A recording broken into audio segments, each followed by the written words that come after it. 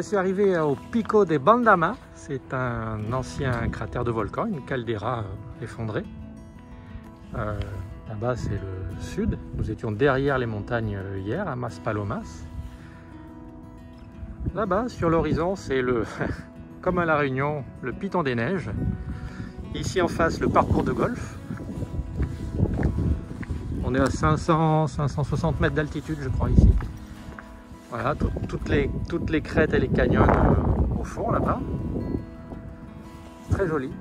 Si on ne prête pas attention à l'endroit où on est, s'il n'y a personne en ce moment, de multiples façons, on pourrait se croire dans une île des Caraïbes.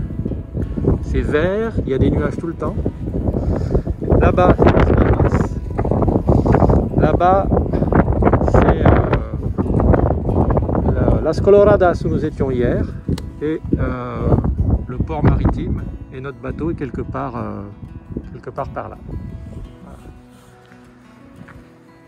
On va continuer à aller se promener. On va reprendre la route quelque part dans les vallons. Et par là-bas. Et on va essayer d'aller dans les ravines là-bas et de monter au Pico de las Nieves, là-haut. Ce qui frappe surtout par ici, c'est que toute la côte, de Las Palmas jusqu'à la côte sud, toute la côte est urbanisée. C'est très curieux, on l'a vu quand on s'est déplacé hier. Il y a des constructions, des hôtels, des villes, des villages partout. Et sur la mer, puisqu'on est sur le port de la capitale de l'archipel, il y a des paquebots, des cargos, des pétroliers de partout. Un petit stop sur la route qui monte au Pico de las Nieves pour montrer à quoi ressemble le paysage ici. C'est très curieux. Là-haut, on a des forêts de conifères. Là, ce sont des châtaigniers. Là-bas aussi. Mais derrière, on a les figuiers de Barbarie. Là-bas, on a des eucalyptus. Et là-bas, on a l'océan. Ici, dans cette vallée, on pourrait presque se croire en Lozère si on fait abstraction de l'endroit où on est. Des petites terrasses, des petits rochers, des petites maisons avec des toits en tuiles. C'est très très curieux. Voilà. On arrive bientôt aux 4000 marches ou au Mont Lozère. Nous voici presque arrivés au Pico de las Nieves. On doit être à quelque chose comme 1500 mètres d'altitude. Il fait 14 degrés dehors. Et ça y est, on a changé de paysage. On est dans une vraie forêt d'altitude. Il y a quelques jours, on était à Lanzarote, il n'y avait pas un arbre. Et ici, on est dans une forêt. Des conifères, des pins. Je ne sais pas, je ne connais pas les essences. C'est surprenant.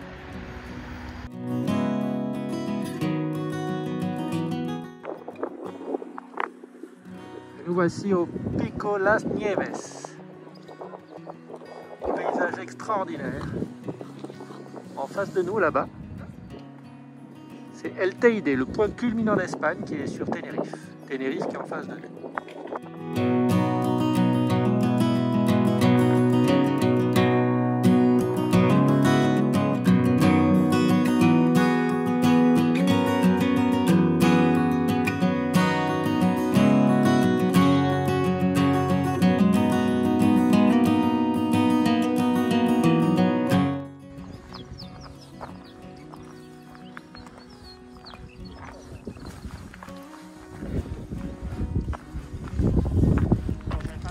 Allez, un petit tour en contrebas du parking, en faisant attention à ne pas tomber en roulant sur les pierres.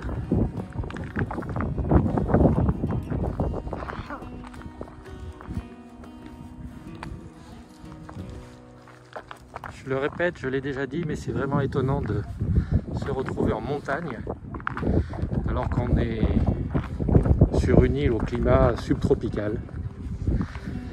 On a croisé des cactus, il y avait des bananiers en contrebas, des orangers. Et là on est à un peu plus de 2000 mètres d'altitude. Et je crois un peu plus de 3005 pour le TID là-bas.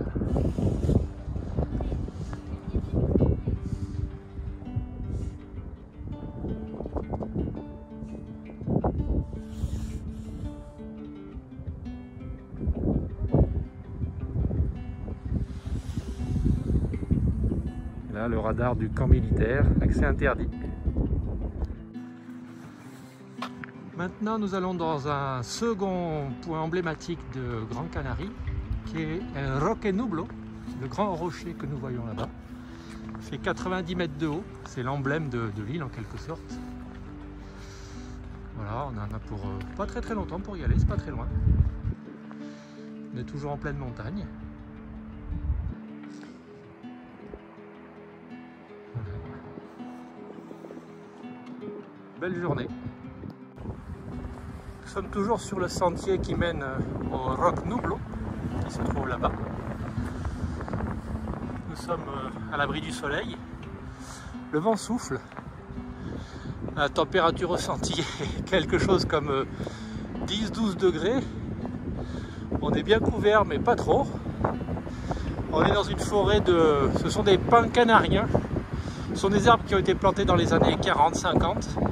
Donc ils ne sont pas originaires d'ici. Voilà.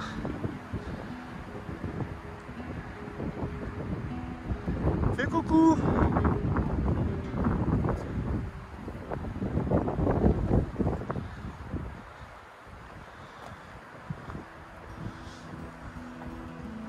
On a des énormes rochers au-dessus de nous. Et il n'y a quasiment personne sur le sentier. Il faut rappeler quand même qu'on est en principe dans la bonne saison touristique, tant pour les plaisanciers que pour les touristes. L'été c'est bien, mais à cette saison il fait toujours beau aux Canaries, à part les quelques jours de pluie qu'on a eu. Et là les parkings sont déserts, les sentiers sont vides, les sites sont totalement accessibles. Alors, on se sent presque seul au monde. Vous êtes déjà allé à La Réunion? Eh ben voilà, nous aussi, on y est. On a les cirques là-bas. Alors je sais plus si c'est Mafat ou peut-être. Je vais commencer à découper. Et là-bas, bah, c'est le TID, le point culminant de l'Espagne, qui se trouve à La Réunion. Ça y est, le sentier débouche enfin sur une espèce de plateau rocheux sur lequel est posé le majestueux Roque Nublo. Donc pour mémoire, hein, il fait 90 mètres de haut. Il y a quelques personnages là-bas, tiens, on va essayer de zoomer. Hop là, il y a quelques personnages pour donner l'échelle.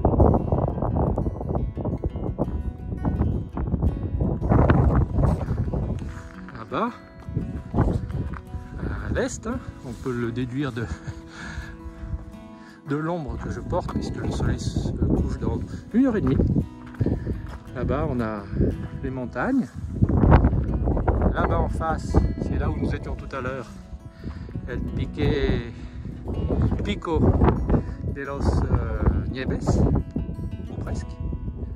Voilà l'océan en face. Les nuages qui demandent à remonter. Et on va voir tout à l'heure, on a de l'autre côté Tenerife avec LTID. D'un point de vue géologique, le site, voilà, avec le vent ça va faire du bruit. D'un point de vue géologique, le site serait les restes de l'érosion d'une grande coulée pyroclastique qui a 4 ou 5 millions d'années. Coulée pyroclastique, c'est un nuage de cendres, de pierres, de roches en fusion qui s'est solidifié. Donc pour mémoire, il est probable que tout le coin était recouvert par cette chose-là. C'est ce qui a recouvert Pompéi. Donc 15-20 mètres à Pompéi, là, plusieurs centaines de mètres. Et ces rochers-là seraient des résidus de l'érosion, peut-être un peu plus solides ou peut-être un peu abrités, ou juste le hasard qui fait qu'ils sont toujours là. On reconnaît les restes des coulées pyroclastiques à cette espèce d'assemblage de petits cailloux, on dirait une espèce de béton grossier qui se désagrège d'ailleurs en petits graviers, en sable. Quand on voit les personnages, on comprend que l'échelle qui est donnée de 90 mètres de haut doit se comprendre probablement à partir de la base de la falaise qui est derrière. Là, il doit y avoir peut-être 40 mètres, 50 mètres seulement. Enfin seulement, façon de parler. Je vous ai déjà raconté que j'avais le vertige. Alors là, bon, c'est magnifique, c'est splendide, on ne se rend pas compte. On a cette espèce d'énorme, oui énorme, ah, quand je dis énorme, c'est énorme rocher au-dessus de nous. Donc pas de quoi s'inquiéter, il ne tombera pas tout de suite. Hein. Mais, en vrai, tiens, d'ailleurs il doit y avoir mes chaussures pas loin. On a cette énorme falaise en dessous de nous. Le paysage est sublime. On se tâte pour attendre le coucher de soleil, mais c'est dans 1h15 à peu près. Et ça va rendre compliqué la redescente de nuit. Mais on va voir, on va le prendre tranquille. Quelle splendeur!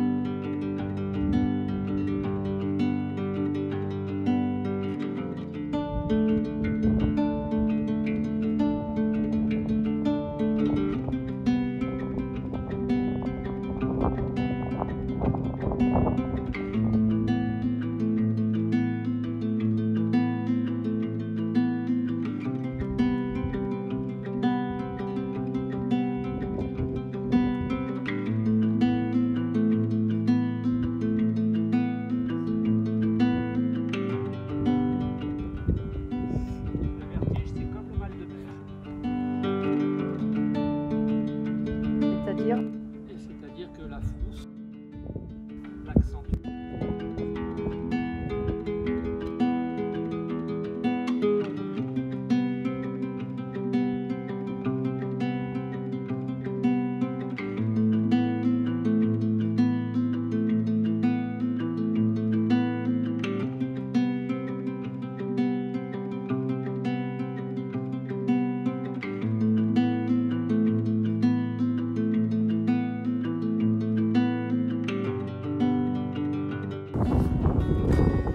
Il est temps de rentrer de ce bel endroit.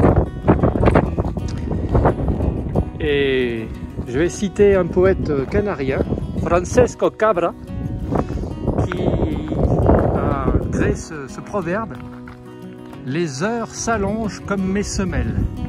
Ça veut dire que quand nos ombres sont longues, c'est que le soleil va bientôt se coucher et qu'il est temps de rentrer. Les heures s'allongent comme des semaines, a copié le poète français Francis Cabrel, mais la citation originale c'est « Les ombres s'allongent sous mes semelles ».